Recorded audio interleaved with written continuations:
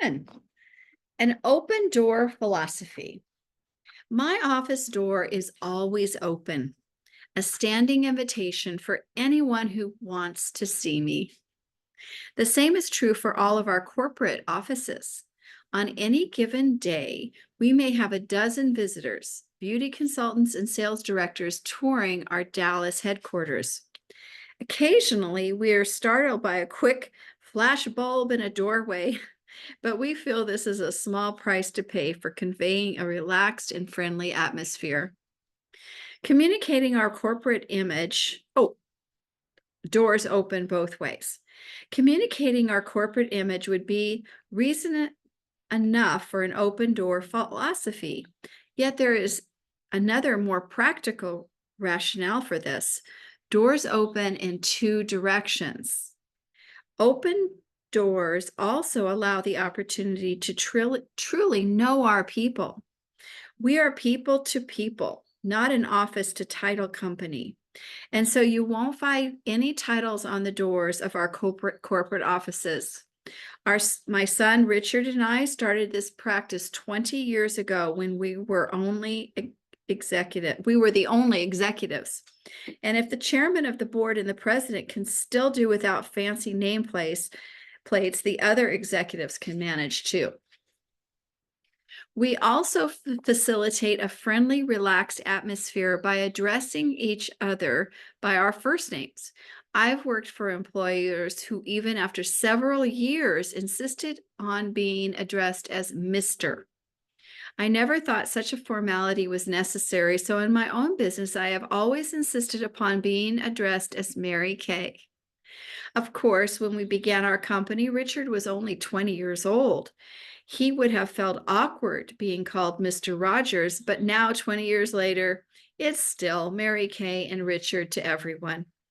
Once a month, we welcome all new employees with an orientation meeting. We have the usual formal welcoming speeches with various department heads explaining the company benefits and policies. For me, the highlight is when I can spend an hour getting to know our newest staff members. I remember the early days when I was involved in recruiting and hiring and training of just about everyone. Now the groups are too large for me to individually process. The intricacies of personal administration are too complex, but people are still people, and my feeling of pride and responsibility for each new employee are just as intense today as they were for the first person I ever hired. Initially, the group is very quiet and sometimes tense.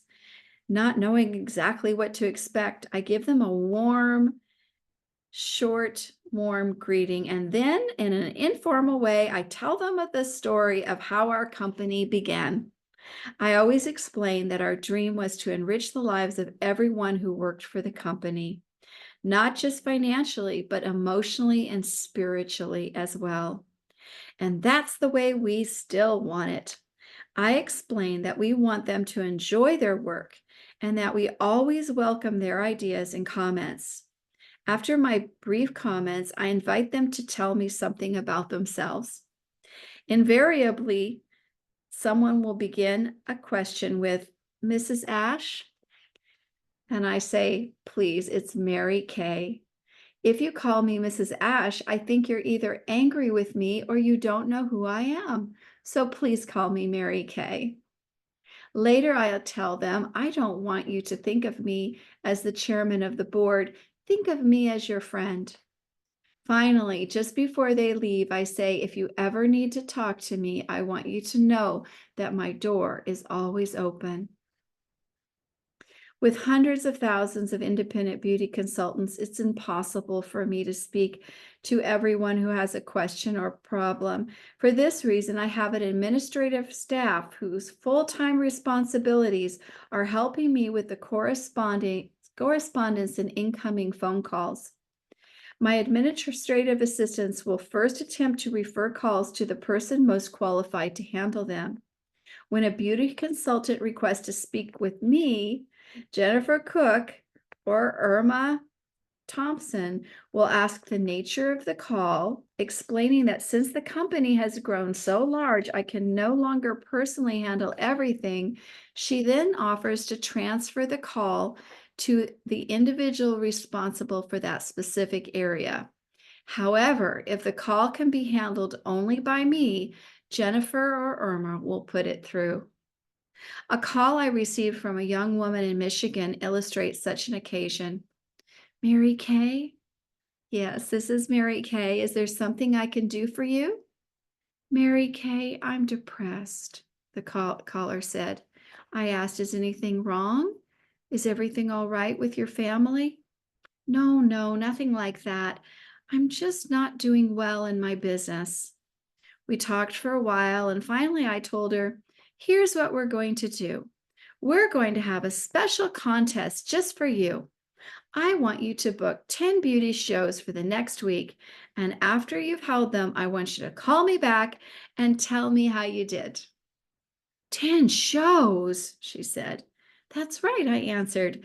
I want you to call each hostess in your date book and say that you just talked to Mary Kay. Tell her that I've established a contest for you, and then let her know how much you want to win it. Finally, ask her to be a hostess next week. Based on what she told me, I knew her problem. She was giving only one or two beauty shows a month. I also knew that former hostesses would be the most receptive to her request, giving her a better chance to book more beauty shows. With enough exposure, I felt she would do well. She just needed to gain confidence. Mary Kay, I'll try my best, but I just haven't been having much luck. You'll do fine, I assured her. Now remember to tell them about the contest and that you've just talked to me. I'm expecting you to do well, and I want you to call me back so I will know how things are going. Good luck.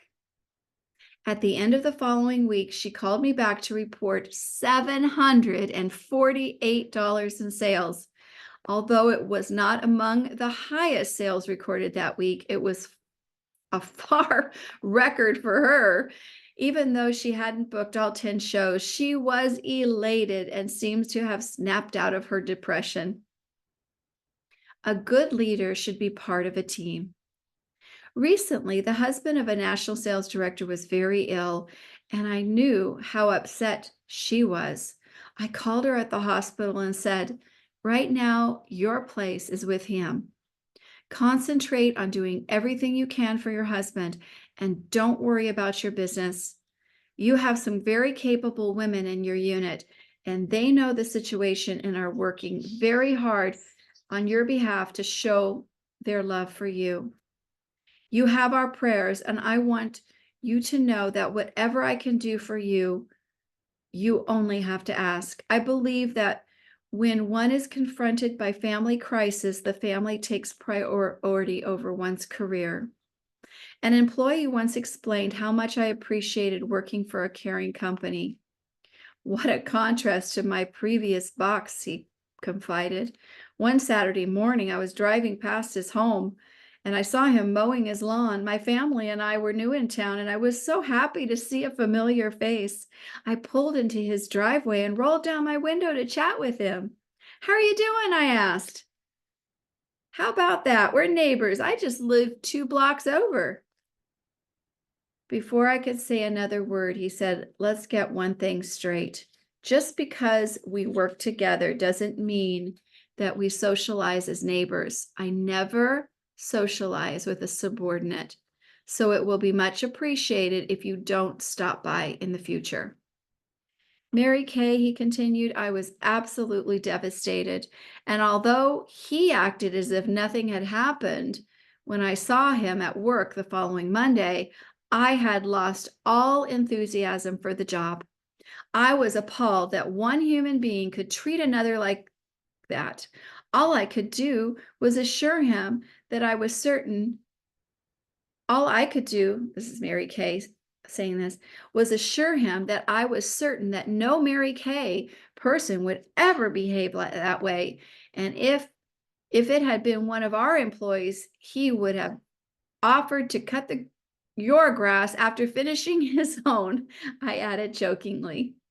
While it sounds hard to believe that some managers intentionally maintain a closed door philosophy, I know a local realtor who appointed his young, inexperienced son to serve as the firm's sales manager. Deciding that he would no longer be active in the residential end of the business, the realtor instructed the agency's 22 agents to report directly to his son. The realtor not only refused all telephone calls from the sales agents, but he locked his office door so he wouldn't be bothered with their visits. An agent who had been with the firm for 12 years told me of an encounter that took place as he and the realtor were arriving for work. She innocently asked him a question regarding the financing of a property she was trying to sell, and he literally barked back, "Don't ever ask me a question. I don't even want to hear about the business. I have nothing to do with anyone in the office anymore." Whew! The son, a chip off the old block, also kept his door shut, but for a different reason. The job was over his head. Feeling totally inadequate and insecure, he acted hid from the sales force. The firm's closed-door philosophy failed miserably. Within a year, the sales force had dwindled to 3 agents. The weakest 3 couldn't find positions with any other real estate firms. That's the only reason that they were there. The closed doors eventually forced the closing of what formerly had been a prosperous business.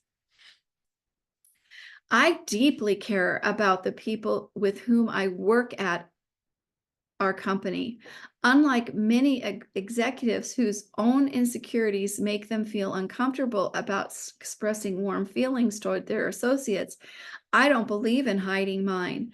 When the top executives of a large company feel that way, it filters down through the organization. For example, when I come to work each day, I always speak warmly to the security guard and to everyone else in the lobby. Even though our company has grown so large that I can no longer call each by name, I have a warm greeting and a smile for everyone I meet. That's the truth. I've heard that time and time again. Did you ever visit an office where nobody seems to talk to anyone? It's like being in a department store full of strangers. I have visited companies where people never bother to say hello and seem to go about their business ignoring one another. You'd never guess they were all working for the same company.